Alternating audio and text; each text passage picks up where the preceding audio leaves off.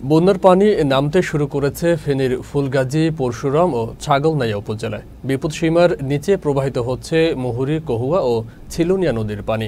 তবে পানিবন্দী রয়েছেন উপজেলার এসব এলাকার লাখ লাখ মানুষ। ফেনী পৌর শহরের ২-৩টি সড়ক ও বাসাবাড়িতে পানি কমলেও এখনও অনেক সড়ক ও বিভিন্ন ভবনের নিচতলা পানিতে সয়লাব। বন্যার পানি নেমে যাওয়ার সঙ্গে সঙ্গে ফুটে উঠছে ক্ষয়ক্ষতির চিত্র। মানুষ আক্রান্ত হচ্ছেন পানিবাহিত রোগে। এই মুহূর্তে ফেনীতে খাদ্য, পানি ও ওষুধ সংকট দেখা দিয়েছে। এসব বিষয়ে জরুরিভাবে ব্যবস্থা না হলে এখানে গুরুতর মানবিক বিপর্যয় সৃষ্টি হবে।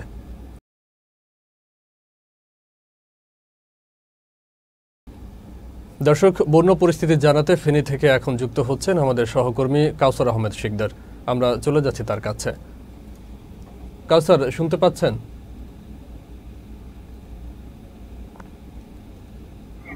জি ফয়সাল, আমি আপনাকে শুনতে পাচ্ছি। জি, ফেনীর এই মুহূর্তে বন্যার সার্বিক পরিস্থিতি কি জানাবেন? জি ফয়সাল, আপনি যেমনটি বলেছেন, ফেনীতে কিন্তু বন্যা ভয়াবহ আকার ধারণ করেছে।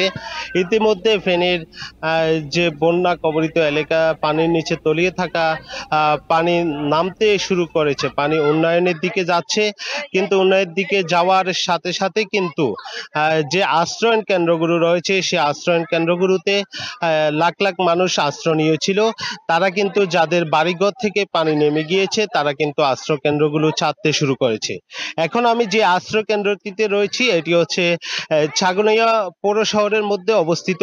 এই আশ্রয়ণ কেন্দ্রে কিন্তু আশেপাশে শিক্ষা প্রতিষ্ঠানগুলোতে কিন্তু প্রায় 6 থেকে 7 হাজার মানুষ আশ্রয় নিয়েছিল। তাদেরকে এখান থেকে সকল ধরনের সুযোগ সুবিধা দেওয়া হয়েছিল। আমরা এখানে শুরুতে আসতে পারিনি, এটা চতুর্পাশে পানি থাকার কারণে আমরা এখানে আসতে পারিনি। আজকে এসে আমরা দেখেছি এই আশ্রয়ণ কেন্দ্রগুলোতে 5 থেকে 6 হাজার মানুষ যদিও আশ্রয় নিয়েছেন, সে 5 থেকে 6 হাজার মানুষ কিন্তু যাদের বাড়ি ঘর থেকে কিন্তু পানি সরতে শুরু করেছে, তারা কিন্তু এখান থেকে চলে গিয়েছে।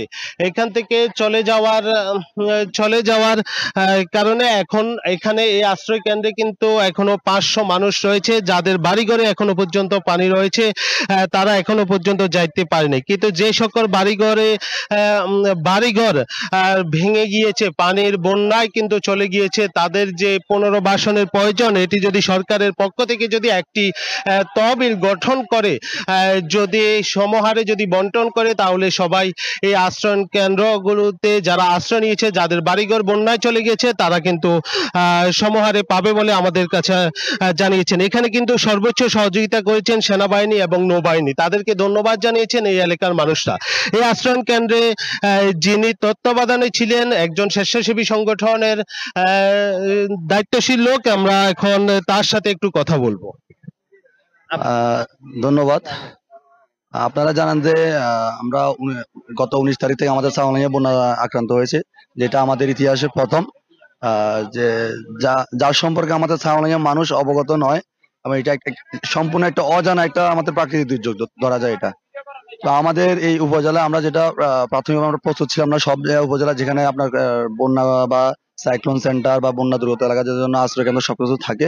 তো আমাদের এই এলাকা যেহেতু আমরা উঁচু স্থান, এখানে বন্যা কোনো সম্ভাবনা ছিল না, কিন্তু আমাদের পাহাড়ি ঢলে এবং পাহাড় থেকে যে আসা পানি আমাদের এই ছাগলনাইয়াতে আমরা আক্রান্ত হয়েছি। আমাদের বন্যা দুর্গত আমাদের এলাকার মানুষ পানিবন্দী ছিল। তো আমরা 19 তারিখ থেকে আমাদের স্বেচ্ছাসেবী সংগঠন এবং আমাদের ছাগলনাইয়া স্থানীয় ছাত্র জনতা এবং আমাদের ব্যবসায়ীবৃন্দ, আমাদের বাজার ব্যবসায়ীবৃন্দ সবাই মিলে আমরা চেষ্টা করেছি যে এই এলাকার মানুষদেরকে আমরা আশ্রয় কেন্দ্রে নিয়ে আসার জন্য। প্রায় আমরা 5 থেকে 6 হাজার মানুষকে আমরা আশ্রয় কেন্দ্রে নিয়ে আসার চেষ্টা করেছি এবং আসছে। আমরা তাদেরকে গত 20 তারিখ থেকে আজকে পর্যন্ত আমরা সুশৃঙ্খল ভাবে চেষ্টা করেছি তাদেরকে আমরা আশ্রয় কেন্দ্রে খাবার বিতরণ করার জন্য এবং তাদেরকে শুকনা খাবার দেওয়ার জন্য।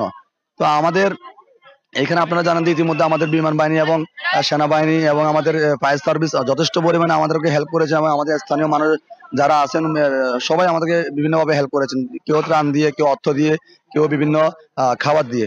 তো সবাই আমরা চেষ্টা করেছি যে আমাদের স্বেচ্ছাসেবী সংগঠনের সবাই মিলে এবং ছাত্র জনতা সবাই মিলে এই খাবারগুলা সুশৃঙ্খল ভাবে পুরো উপজেলা ব্যাপী বিভিন্ন কেন্দ্রে, যেখানে আশ্রয় কেন্দ্রগুলো ছিল, বিভিন্ন এলাকার আমাদের যে প্রতিনিধি ছিল তাদের মাধ্যমে আমরা পাঠানোর চেষ্টা করেছি। জি, আপনি যেমনটি শুনেছেন, এখানে যারা স্বেচ্ছাসেবী সংগঠন রয়েছে তারা বিগত দিনের মতো আগামী দিনগুলোতেও মানুষের পাশে এসে দাঁড়াবে।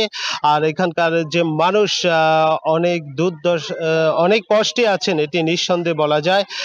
এখনো কিন্তু অনেক জায়গায় পানি রয়ে গিয়েছে, যাদের বাড়িঘর থেকে পানি নামেনি তারা এখানে আশ্রয় নিয়েছেন। এখনো 500 লোকের মতো এখানে আশ্রয় কেন্দ্রে রয়েছেন। এরকম কিন্তু ফেনী জেলার সবকয়টি আশ্রয় কেন্দ্রে এখনো মানুষ রয়েছেন, আমরা ঘুরে দেখেছি। এ ছিল সর্বশেষ ফেনীর ছাগলনাইয়া থেকে ফয়সাল। জি কাউসার, ধন্যবাদ আপনাকে। দর্শক, ফেনীর বন্যা পরিস্থিতি জানাচ্ছিলেন সহকর্মী কাউসার আহমদ শিকদার।